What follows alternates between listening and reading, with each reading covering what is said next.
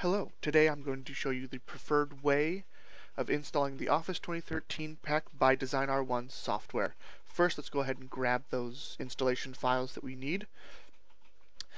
You'll find that I'm at our designr1.com/downloads page. If you're looking for older versions of our add-ins or the current ones, or new versions if you do have older versions, you can go to this web page and find everything we have available. So let's scroll down to the Office 2013 pack installation, and I'm going to be grabbing both the executable file and the MSI file. Unfortunately, with Windows 8.1 and Windows 10 being available now, there are some security measures in the way of needing to run executables as admin to be able to install them correctly without any error messages. So we'll go ahead and right click on the downloaded files and we'll show in folder, and it takes me to where they are downloaded to. Now it might be necessary steps that you have to right click and go to properties menu, and then as you'll see here, since this is a internet download, some browsers do block it.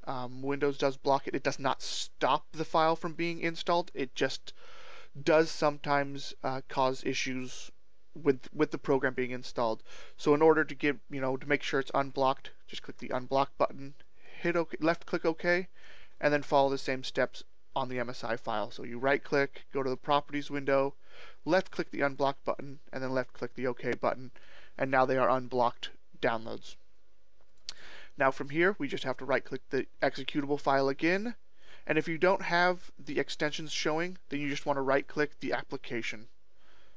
And then right click Run as Administrator, and we left click the wizard, and as it's going through the installation process, this is a good time for me to let you know, in order to complete the installation and get it registered properly, the first time you run Act, you'll want to right click the Act icon down here, and then right click the Act Premium as well if you're running it from the taskbar, and then tell Act to run as administrator as well. It'll allow the proper registry edits to be changed for the registration.